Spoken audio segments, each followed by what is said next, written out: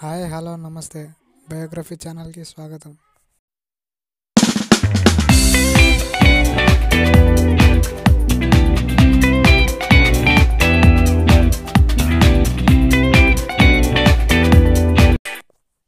ఈ వీడియోలో రచయితగా, సంగీతవేత్తగా, చిత్రకారునిగా మరియు నోబెల్ బహుమతి పొందినటువంటి రవీంద్రనాథ్ ఠాగూర్ గురించి తెలుసుకుందాం. 1861 మే 7న దేవేంద్రనాథ్ ఠాగూర్ శారదాదేవిలకు 14వ సంతానంగా జన్మించారు. ఈయన బాల్యం చాలా ఉదాసీనంగా గడిచింది. రవీంద్రనాథ్ రచనలలో గీతాంజలి చాలా గొప్పది. రవీంద్రుడు తాను బెంగాలీ భాషలో రచించిన భక్తి గీతాలను కొన్నింటిని ఆంగ్లంలోకి అనువదించి గీతాంజలి అని పేరు పెట్టారు. అది అనేక ప్రపంచ భాషలలోనికి అనువదించబడింది.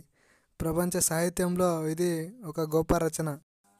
మానవుని కృంగదీసే నిరాశ నిస్పృహలను, సకల దృష్టిని ప్రేమభావంతో చూసి శ్రమ యొక్క గొప్పతనాన్ని సూచించే మహత్తర సందేశం గీతాంజలిలోని ముఖ్యాంశం.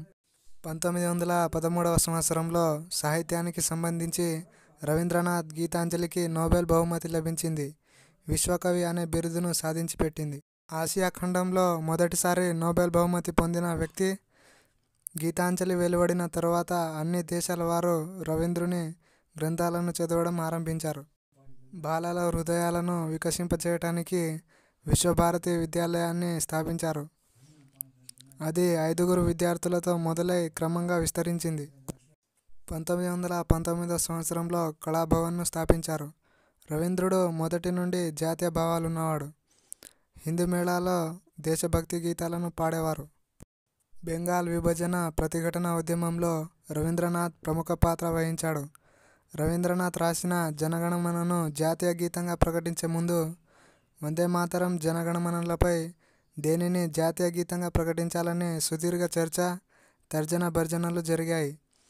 దీంతో రాజ్యాంగ సభ కమిటీ అధ్యక్షుడు అయినటువంటి బాబు రాజేంద్ర ప్రసాద్ 1950 జనవరి 24న జనగణమనను జాతీయ గీతంగా, వందేమాతరంను జాతీయ గేయంగా ప్రకటించారు. ఈయన 1941 ఆగస్టు 7న మరణించారు.